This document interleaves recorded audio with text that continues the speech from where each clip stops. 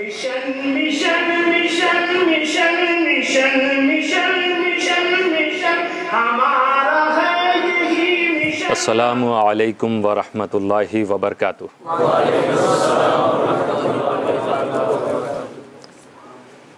नहमदुहु व नुसल्ली अला रसूलिहिल करीम व बाद फ़अऊज़ु बिल्लाहि मिनश शैतानिर रजीम बिस्मिल्लाहिर रहमानिर रहीम। तआवनु अलल बिर्रि वत्तक़वा वला तआवनु अलल इस्मि वल उद्वान। हाज़ा मा अमरना बिहिल्लाहुल अज़ीम व बल्लगना रसूलुहुन नबियुल करीम व नहनु अला ज़ालिका लमिनश शाहिदीन वश्शाकिरीन वल्हम्दुलिल्लाहि रब्बिल आलमीन। इन्नल्लाह व मलाइकतहु युसल्लूना अलन नबी या अय्युहल्लज़ीना आमनू सल्लु अलैहि व सल्लिमू तस्लीमा।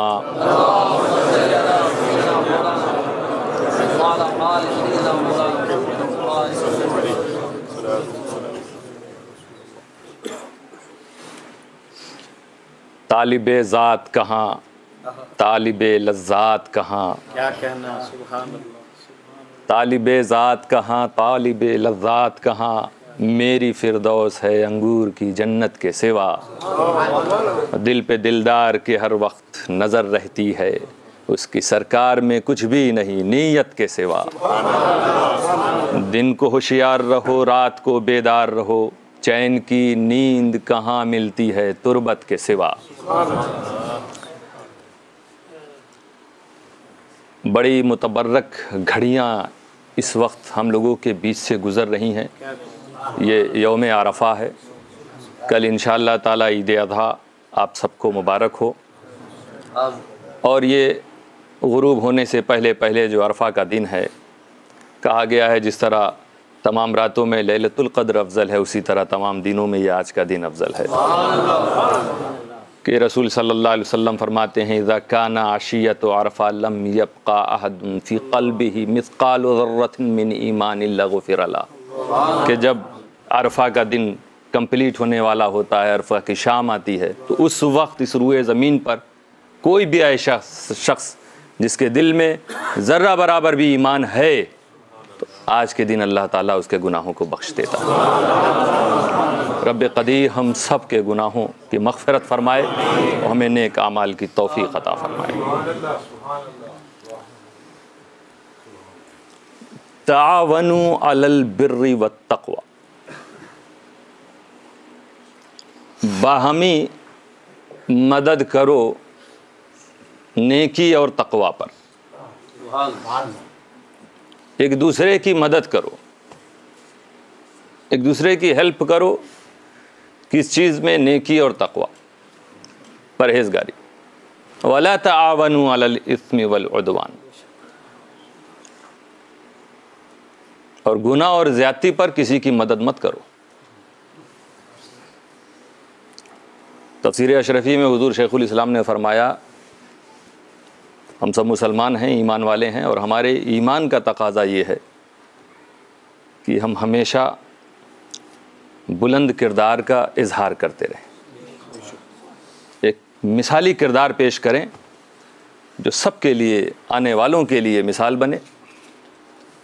जैसा हमारे बुज़ुर्गों ने किरदार पेश किए हैं कि आज तक उनका चर्चा कायम है। और एक दूसरे की मदद, अब ये बुलंद किरदार कैसे अपनाओगे और कैसे वो ज़ाहिर होगा, तो हज़रत फरमाते हैं, सबसे पहले हज़रत ने फरमाया कि दरगुज़र, चश्मपोशी बहुत बुलंद चीज़ है किसी भी इख्तिलाफ़ को मिटाने के लिए। दीन और सुन्नियत की आज सबसे बड़ी मदद हो जाएगी। हम लोग एक दूसरे की मदद कर लेंगे जब एक दूसरे को माफ़ करने का जज्बा पैदा हो जाएगा। इमाम ज़ैनुल आबिदीन ने क्या क्या नहीं देखा था और कैसे कैसों को माफ़ किया है, तारीख़ बताती। ऐसा शख्स भी उनकी बारगाह में पनाह लेने आया था जिसे हुकूमत तलाश कर रही थी उससे कुछ गलती हुई थी, कहीं उसे पनाह नहीं मिली। जिस घर में पहुंचा पता चला ये तो ज़ैनुल आबिदीन का घर है। जब मिला तो सोचने लगा ये तो हर जगह तो मैं बच सकता था, यहाँ तो बचने का सवाल ही नहीं, इसलिए कि मैंने करबला में बड़ा जुल्म ढाया था। हज़रत इमाम ज़ैनुल आबिदीन मिले, मेहमान था, उसकी खातिर की ये समझा कि पहचाना नहीं। बाद में जब लौटने लगा तो सोचा, थोड़ा सी शर्मिंदगी हुई, अंदर से महसूस हुआ कि नहीं, इतने बुलंद किरदार वाले ये, अगर अभी इन्हें मालूम हो जाए तो शायद ये ऐसा सुलूक नहीं करेंगे जो कर रहे हैं, इन्हें इल्म नहीं है मैं कौन।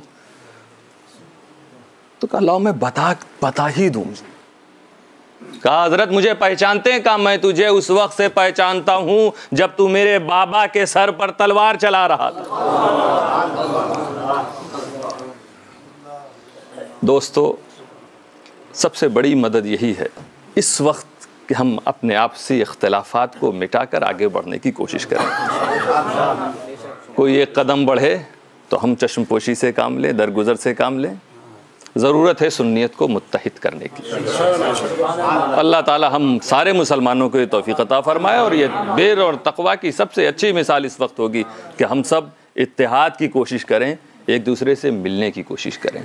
वला ताअवनु अलल इस्मि वल उद्वान, और गुनाह और ज़्यादती पर ताउन मत करो। अच्छा, ताउन का जज्बा हर कौम चाहती है, ताउन हर मुल्क चाहते हैं एक दूसरे के साथ ताउन, क्योंकि दुनिया ने बहुत बड़ी बड़ी तबाही देखी है। इसीलिए सेकेंड वर्ल्ड वार के बाद यूनाइटेड नेशन वजूद में आया, और वजह वही थी, एक मुल्क दूसरे मुल्क के ताउन के लिए काम करेगा, मुआविन बनेगा एक दूसरे का। जो भी बुनूद तय हुए हों उस वक्त, जो भी दस्तूर बना हो, लेकिन आज कई साल गुजरने के बाद भी ऐसा लगता है कि सारे मुल्क मिलके जो चीज चाहते थे वो उन्हें मिली नहीं, वरना उसका जिक्र होता। हिरोशिमा नागासाकी की तबाही का जिक्र तो होता है, एक ने दूसरे को फिनिश किया, खत्म किया, तबाह किया, जुल्म और बर्बरियत के पहाड़ तोड़े, ये यादगार तो मनाई जाती है। लेकिन एक दूसरे की हेल्प की हुई, एक दूसरे को तरक्की दी हो, ऐसा ताउन जिसमें कुछ ऐसी बात बने कि साल में एक दिन उस ताउन को याद किया जाए। किसी भी मुल्क में ये वो दुनिया वाले जो ये दावा करते हैं कि हम सब मिलके बहुत कुछ कर सकते हैं, अहम मकसद था अमन और शांति का क़याम, यूनाइटेड नेशन का अहम मकसद। मगर हम देख रहे हैं कि जुल्म, फितना, टेररिज्म, आतंकवाद खत्म नहीं हुआ, शक्लें बदल के आता रहा। कल भी बेगुनाहों को माना गया, आज भी बेगुनाहों का कत्ल हो रहा है। कई मुल्क आपस में मिले, उनमें यूनिटी हुई, ताउन का जज्बा हुआ, मगर मंजिल नहीं मिल सकी। इसीलिए हम तबाहियों को याद करने के लिए कोई ना कोई दिन मुकर्रर कर चुके हैं। कोई ना कोई दिन ऐसा आता है जब हम याद करते हैं कि फला मुल्क बिगड़ गया था, फला मुल्क में तबाही आ गई थी, फला जगह जुल्म और बर्बरियत के पहाड़ तोड़े गए थे। मगर आज तक इस वक्त कोई ऐसा दिन हम याद नहीं करते जो ताउन के लिए अजीम मिसाल बने।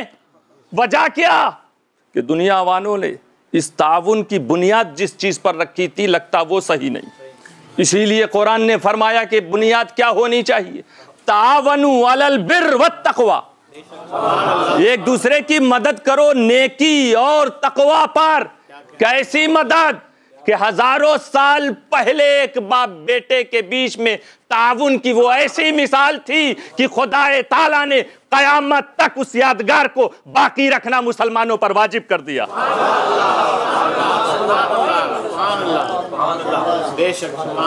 कैसा ताउन था, एक ऐसा बेटा जो बड़ी दुआओं के बाद मिला।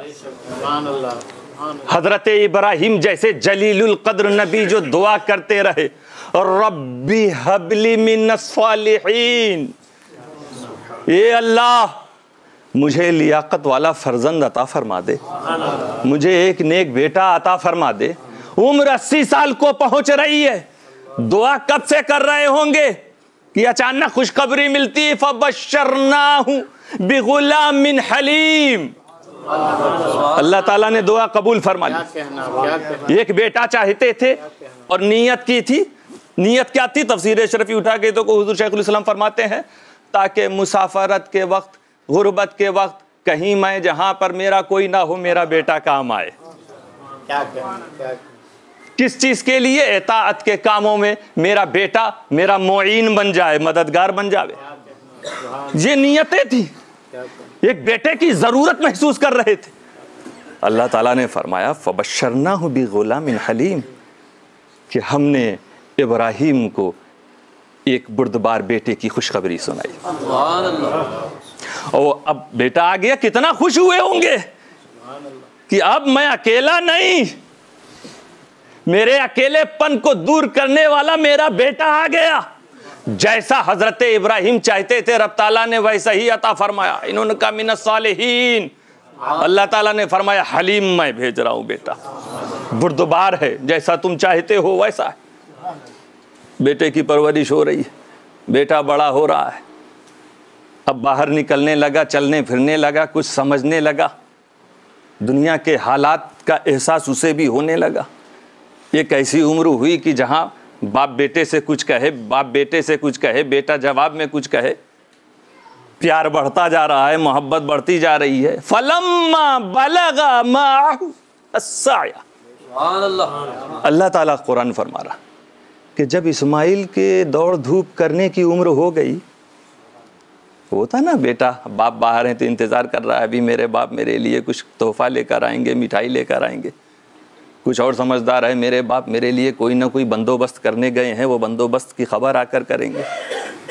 हजरत इब्राहिम आए कब? इस उम्र में, जब दौड़ धूप करने की उम्र, कुछ समझ बूझ की उम्र हो गई हजरत इस्माइल की, तो हजरत इब्राहिम अल्लाह ताला ने इसको नकल फरमाया, बयान फरमाया कुरान में। क्या हजरत इब्राहिम ने कहा? उनके अल्फाज को रब ताला कुरान में नाजिल फरमा रहा, या बुनैया इन्नी अरा फिल मनामी अन्नी अज़बहुक, सुभान अल्लाह, ए मेरे बेटे, इधर मैं ख्वाब में देख रहा हूं कि मैं तुमको ज़बह कर रहा हूं। कई बार मैं देख चुका हूं, मैं तुम्हें ज़बह कर रहा हूं। फंजुर माज़ा तरा, अब तुम गौर कर लो, तुम्हारी क्या राय, तुम क्या चाहते हो? कैसा ताउन है देख लीजिए। रब ताला उस गुफ्तगू को, ताउन वाली गुफ्तगू को लफ्ज ब लफ्ज जिक्र फरमा रहा। फंजुर मा तरा, ए मेरे बेटे तुम अपनी राय बताओ, मैंने ऐसा देखा, मैं ऐसा देख रहा हूं, तुम्हारा क्या कहना? तो ये नहीं कि उन्होंने कहा मैं सोच के बताता हूं। बिर और तकवा पर ताउन की बात थी, मैं कल बताऊंगा। फौरन नबी इनकी बात कंप्लीट हुई, वो कहते या अबती, ये मेरे वालिद। ये दुनिया वाले इस तरह की अगर खबर कभी दें जिससे बच्चे को तकलीफ हो रही, तो बाप कहे बुढ़े क्या सोच रहे हो, गुस्सा होगा कहने में, कैसी बात कर रहे हो, मुझे हलाकत में डाल रहे हो। या अबती ऐसे वक्त कह रहे हैं मेरे वालिद, मतलब अब इस्माइल भी जो कह रहे हैं वो खुशी खुशी कह रहे हैं। या अबती इफ़अल मा तुमर, आपको जो हुक्म दिया गया है उसे पूरा फरमा दीजिए, उसे बजा लाइए। आप मुझसे इसलिए पूछ रहे होगे कि मुझे तकलीफ होगी, मैं तशवीश में पड़ूंगा, मैं सोचूंगा कि मैं कैसे तैयार हूं कि ना हूं, छुरी चलेगी तो उस दर्द को मैं कैसे बर्दाश्त करूंगा। सुनिए, सतजिदूनी इंशाअल्लाहु मिनस साबिरीन, आप मुतमईन रहिए, अनकरीब आप मुझे साबिरों में पाएंगे, सब्र करने वालों में पाएंगे। फिर जैसा तफसीर और रिवायात की रोशनी में पता चलता है कि 3 वसीयत की थी हज़रत इस्माइल अलैहिस्सलाम ने अपने वालिद गिरामी से 3 बातें कही, मेरी ये 3 बातें पूरा फरमा दीजिएगा। क्या 3 बातें? अब्बा हुजूर, सबसे पहली बात तो यह है कि ज़बह करते वक्त मेरे हाथ पाँव को मजबूती से बांधिए, मजबूती से बांधिए, पकड़ ढीली ना हो, ताकि जब आप ज़बह करें तो मैं तड़प ना सकूं। क्योंकि अगर मेरे हाथ पांव छटपटाएंगे तो खून आपके कपड़ों में लगेगा और ये बेअदबी है। इससे बचने के लिए मैं चाहता हूं कि मेरे हाथ पांव को मजबूती से बांध दीजिए। और दूसरी बात, आप मुझे ज़बह करेंगे, शिफ़क़त पिदरी के सबब से हो सकता है आप मेरा कुछ तड़पना देखकर आपका हाथ लर्जिश खाए और खुदा के हुक्म को पूरा करने में कुछ ताखीर हो। इसलिए मुझे सीधे सीधे ना लेटाइए, पेशानी के बल लेटा के नीचे से ज़बह कीजिएगा, ना आप मुझे देखें ना मैं आपको देखूं। तीसरी चीज़ ये है कि मेरी माँ को मुझसे बड़ी मोहब्बत है।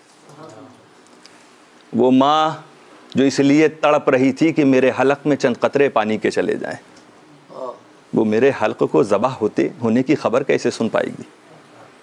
जिसने सफ़ा और मरवा के दरमियान सही की हो, मुझे प्यासा देखकर, मुझे तड़पता देखकर, मुझे बेचैन देखकर क्या गुजरेगी मेरी मौत की खबर सुनकर? साबिरा का बेटा साबिर होता। फरमाया बस इतना कर दीजिएगा कि ये कमीज़, जो ये कुर्ता जो मैं पहने हूँ, मेरी माँ को दे दीजिएगा, इसको देखकर उन्हें तसल्ली हो जाया करेगी। ये 3 वसीयत की। आगे अल्लाह ताला फरमाता है फलम्मा अस्लमा, और जब वो दोनों झुक गए मेरे हुक्म के आगे, वत्तल्लहु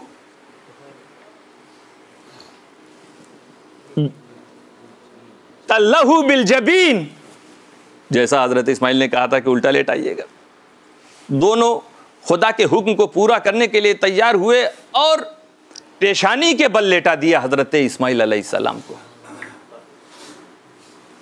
सोचो कितना बड़ा इम्तिहान है। एक बाप जानवर ज़बह करते हैं, जो लोग उनसे पूछो जानवर से आंख नहीं मिला पाते, जब जाता है ज़बह होने के लिए तो उसे देख नहीं पाते, चंद दिन घर में रह जाए उससे मोहब्बत। तो अपना लख्ते जिगर हो, जो इतनी दुआओं के बाद पैदा हो, जो सहारा बना हो, जो अकेलापन दूर कर रहा हो, जो सालेहीन में से हो, जो हलीम और बुर्दुबार हो, ऐसा फरमा बरदार हो, उस बेटे को ज़बह करते वक्त छुरी चलने वाली है। इरशाद हुआ वन्ना दैनाहु या इब्राहीम, अल्लाह फरमा रहा हमने आवाज दी ए इब्राहीम, कबूल हो गया। क़द सद्दक़्ता रुया, तुमने ख्वाब को पूरा कर दिया, यानी मेरे हुक्म को पूरा कर दिया। आप सब जानते छुरी हज़रत इस्माइल अलैहिस्सलाम के गर्दन पर नहीं चली। कई बातें आती, उसमें यह कहा जाता कि तांबा कॉपर के प्लेट टाइप की चीज़ आपके गर्दन पर आ गई, छुरी उस पर चल रही थी, गर्दन महफूज थी। या ये कहा गया कि गर्दन पर चलती थी, गर्दन कटती थी, फिर अपने आप सही हो जाती थी। एक बात ये भी कही गई। और एक कि कुदरत इलाही से छुरी उल्टी हो गई थी। हज़रत इब्राहिम समझ रहे हैं सीधी, वो उल्टी थी इसलिए चल नहीं रही थी। बहरहाल अल्लाह ताला को ये अदा, ये ताउन की ये अदा ऐसी पसंद आई है कि क़यामत तक के लिए मुसलमानों पर यह सुन्नत अदा करना वाजिब हो गया। कि जब सहाबा ने देखा ये क़ुरबानियाँ, तो क्या अर्ज़ किया, या रसूल अल्लाह व मा हाज़िहिल अज़ाही या रसूल अल्लाह, ये क़ुरबानियाँ क्या हैं अल्लाह के रसूल? तो रसूल सल्लल्लाहु अलैहि वसल्लम फरमाते हैं सुन्नतु अबीकुम इब्राहीम, तुम्हारे वालिद इब्राहीम की ये सुन्नत है। सहाबा ने पूछा व मा लना फ़ीहा या रसूल अल्लाह, या रसूल अल्लाह जानवरों की कुर्बानी में हमारे लिए क्या है? फरमाते हैं बिकुल्ल शअरतिन हसना, हर बाल के बदले एक नेकी। कितने बाल होते हैं कोई गिन नहीं सकता, उसके बदले एक नेकी। मगर मकसद मेरे दोस्तों इस कुर्बानी का क्या है?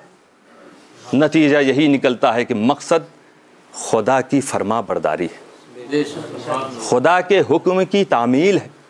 इसीलिए कुरान करीम में रब ताला ये फरमा रहा है लन यनालल्लाह लुहूमुहा वला दिमाउहा वलाकिन यनालुहु तक़वा मिनकुम सुभान अल्लाह। ये जानवरों के गोश्त और उसका खून खुदा तक नहीं पहुंचता। तुम्हारी परहेजगारी, तुम्हारी अच्छी नीयत, तुम्हारा तकवा उसकी बारगाह में बारियाब होता है, वो वहां पहुंचता है। दिल पे दिलदार के हर वक्त नजर रहती है, उसकी सरकार में कुछ भी नहीं नीयत के सिवा।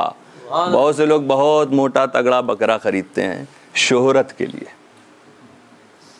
पैसा भी किया, कुर्बानी भी हुई, कुछ मिला या नहीं मिला। ये अल्लाह फरमा रहा था कि ये मोटा तगड़ा, इसका ज़्यादा गोश्त ज़्यादा खून नहीं पहुंच रहा वहाँ। तुम्हारी परहेजगारी, तुम्हारा तकवा। हाँ, अच्छी बात है, जानवर जो लोग को मैसर है खरीद के कुर्बानी करते हैं, अच्छे से अच्छा खरीदें, उसे पालें, मोटा फरबा करें। क्यों?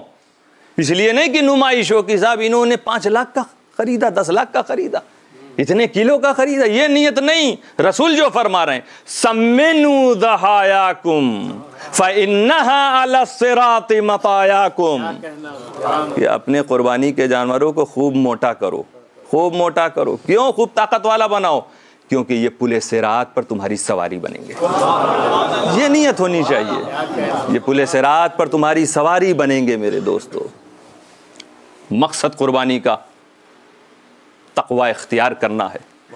तावनु अलल बिर्रि वत तकवा, एक दूसरे की मदद करो तकवा और भलाई के कामों में। दूसरा, हम ये देखते हैं हमारी ईद कल आ रही है, ये ईद कुर्बान, ईद अज़हा, एक ईद उल फित्र आती, लेकिन इन दोनों ईदों में एक खास मैसेज हमें मिल रहा है। ये जानवर कुर्बान किए गए हैं, जो तरीका रसूल ने बताया है तकसीम करने का गोश्त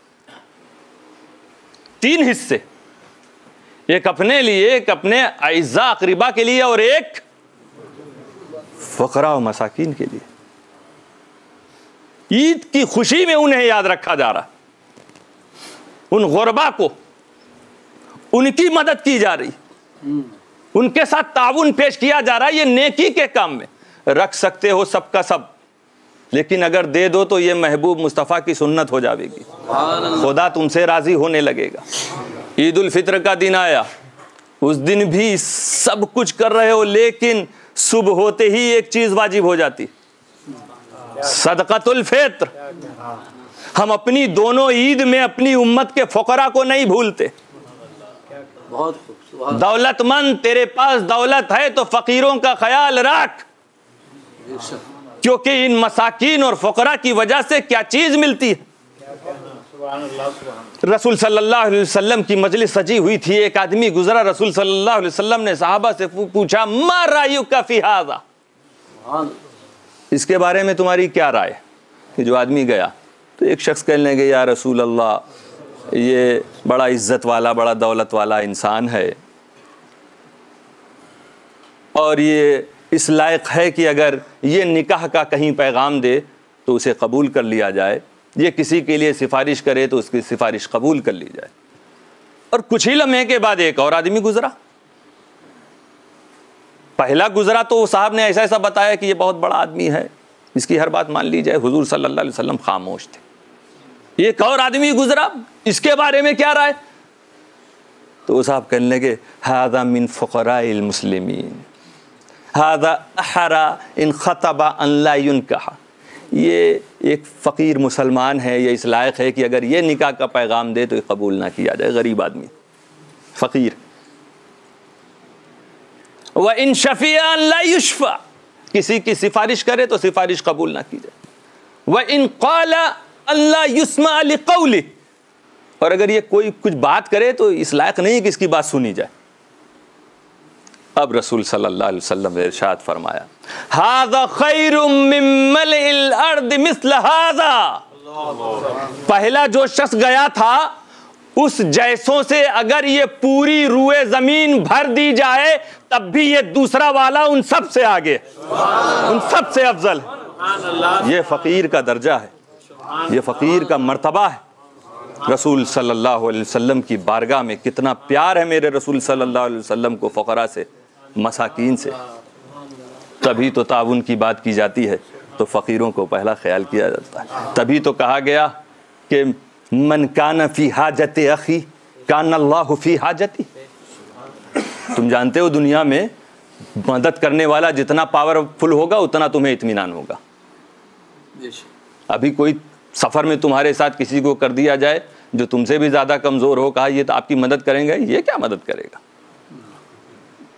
और अब इसी मुल्क का कोई बड़ा ऑफिसर हो, फौज का कोई कमांडर हो, उसके साथ आप जा रहे हैं, परमिशन मिल गई तो आप कहेंगे अब तो मैं सेफ, क्योंकि जितना ट्रीटमेंट VIP इसके साथ होगा मैं शामिल रहूँगा, मुझे कोई तकलीफ नहीं, मुझे किसी चीज़ की ज़रूरत नहीं पड़ेगी।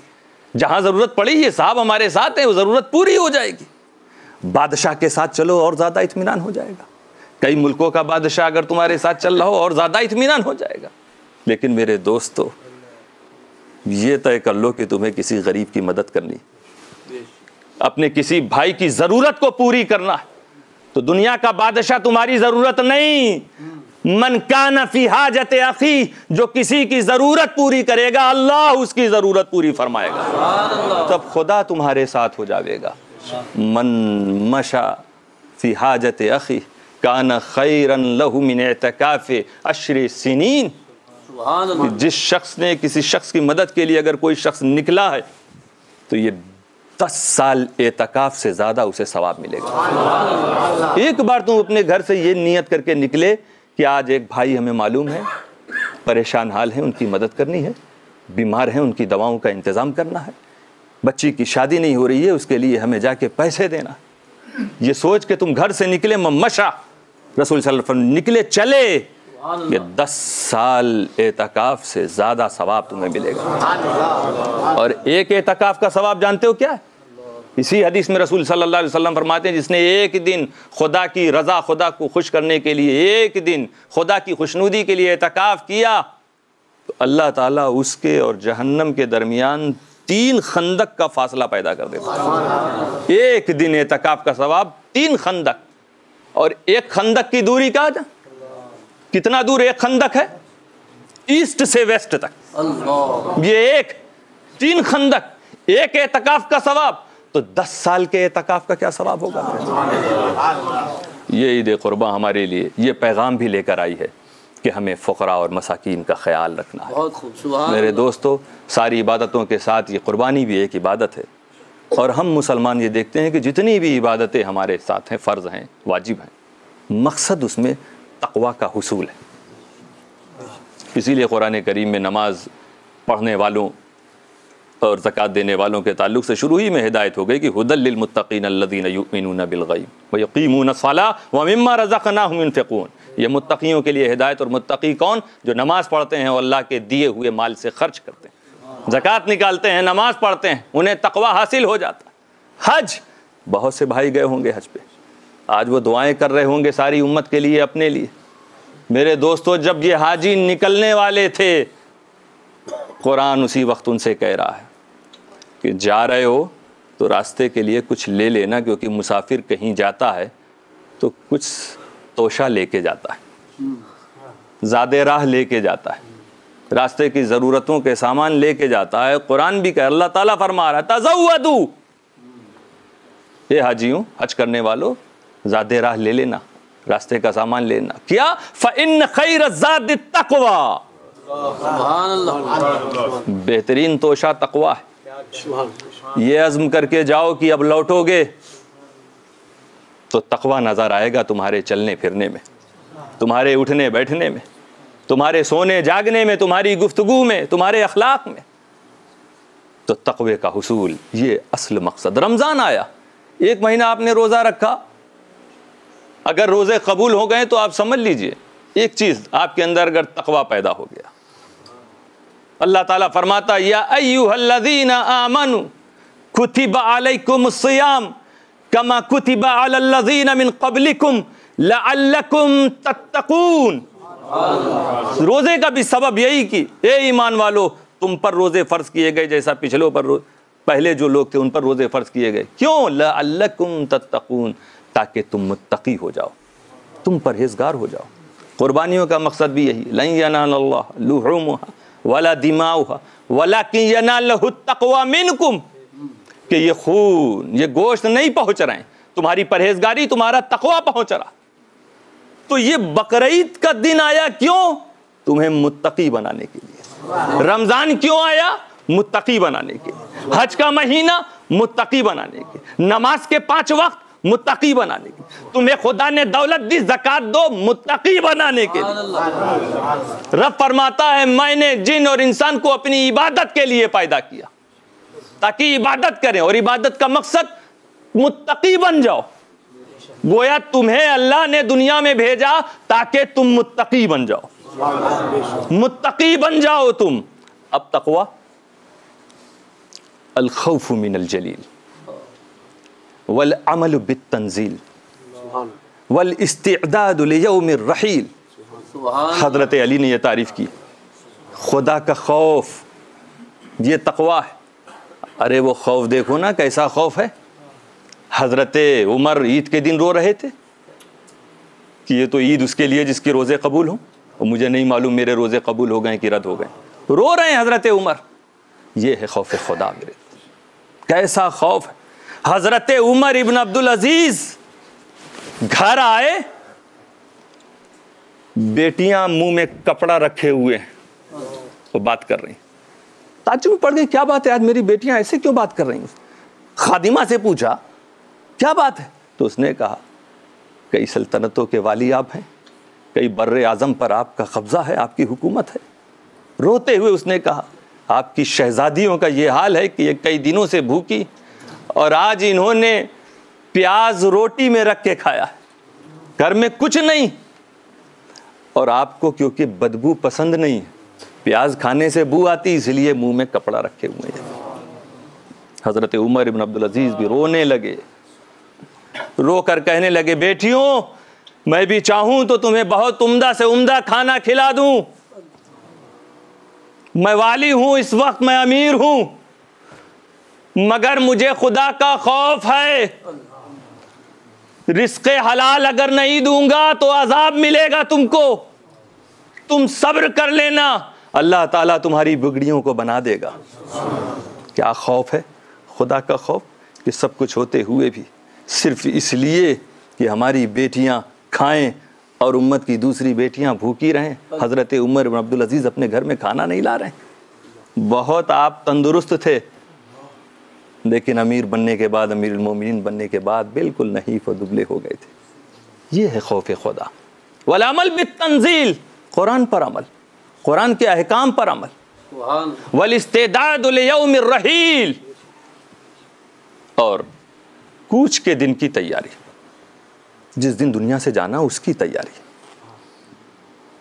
यही तकवा है। तुम इसीलिए पैदा किए गए हो, इबादत के लिए पैदा किए गए, यानी तकवा इख्तियार करने के लिए पैदा किए गए। और तकवा का मतलब क्या है? कुरान पे अमल करो। तकवा का मतलब क्या है? खुदा से डरो।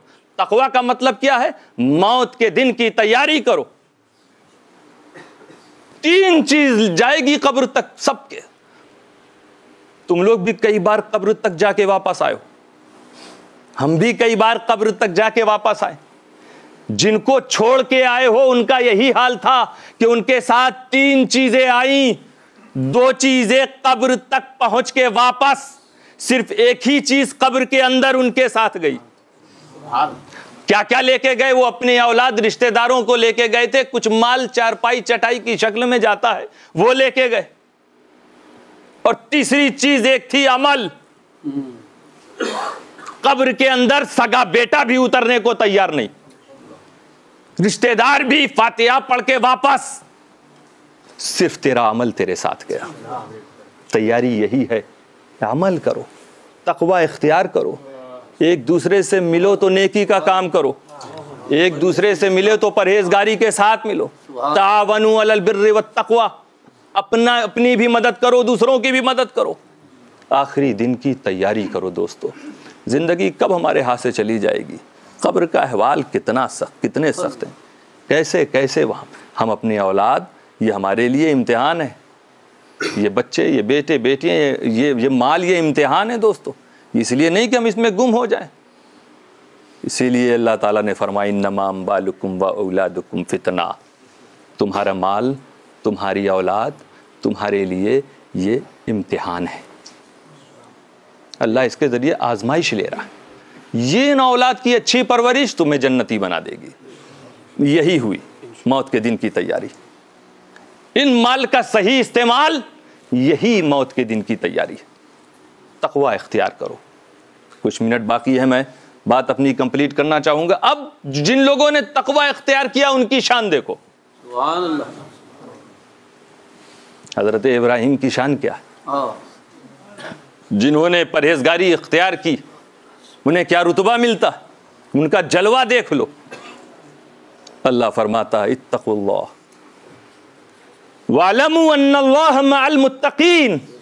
अल्लाह से डरो, तकवा इख्तियार करो और जान लो कि अल्लाह तकवा वालों के साथ है, मुत्तकियों के साथ है खुदा। अब जो मुत्तकी होगा उसके साथ खुदा, और खुदा जब साथ हो तो कोई प्रॉब्लम नहीं। हर चीज से हिफाजत होगी, हर शर से हिफाजत होगी, हर नुकसान से हिफाजत होगी। दुनिया वाले भी अपनी हिफाजत के लिए रखते हैं ना लोगों को, बॉडीगार्ड कहते हैं उसको, ब्लैक कमांडो रखते हैं बहुत से लोग। हमारे इंडिया में तो 10-10, 20-20 एक साथ चलते हैं। परिंदा पर नहीं मार सकता। हिफाजत करने वाला, ये लीडर्स क्यों लेके चलते हैं? अकेले क्यों नहीं निकलते? साथ में लेके चलें। क्यों? अगर हिफाजत करने वाला साथ में है तो जान महफूज। मुहाफिज साथ में हो तो जान महफूज, सही बात। लेकिन इस दुनिया ने एक मंजर तो देखा ना कि मुहाफिज साथ में था, जान महफूज नहीं, उसी मुहाफिज ने जान ले ली। इंदिरा गांधी का जब कत्ल हुआ, बॉडीगार्ड ने मारा, जो हिफाजत करने वाला था उसी ने जान ले ली। हाँ, वो जान नहीं लेता अगर उसे उस प्राइम मिनिस्टर से मोहब्बत होती। तो पता चला कि सिर्फ साथ में होने से ही फिक्र खत्म नहीं कि साथ में है तो हम बच जाएं। नहीं, जो साथ में हो वो मोहब्बत करने वाला भी हो। साथ में हो तो मोहब्बत करने वाला भी हो, तब जान बचेगी।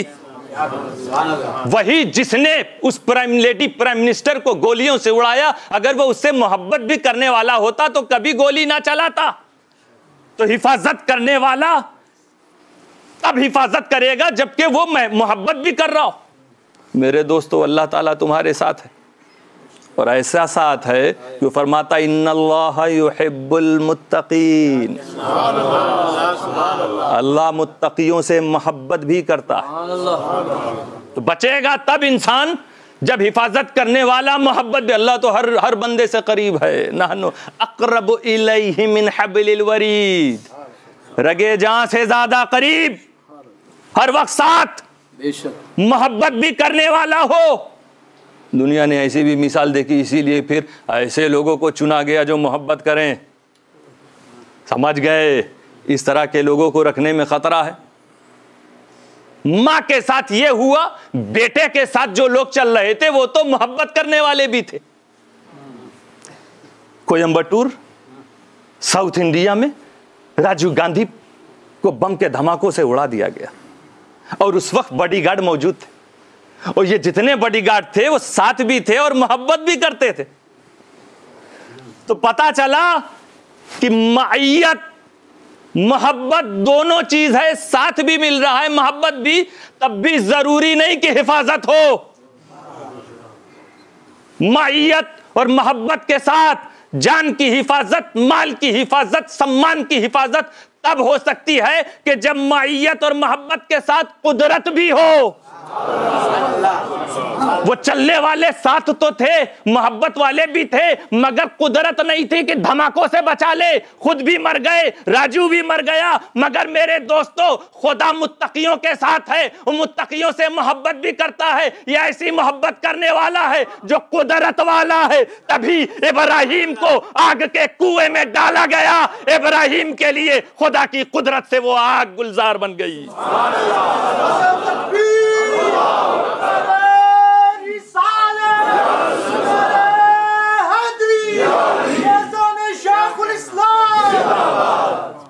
तावनु अलल बिर्रि वत्तक़वा, एक दूसरे की मदद करो तक़वा पर, नेकी पर। एक दूसरे की मदद मत करो तुम जुल्म पर, गुनाहों पर अल्लाह ताला हम सबको तक़वा इख्तियार करने की तौफ़ीक़ अता फ़रमाए। व आखिर दावाना अनिल हम्दुलिल्लाहि रब्बिल आलमीन।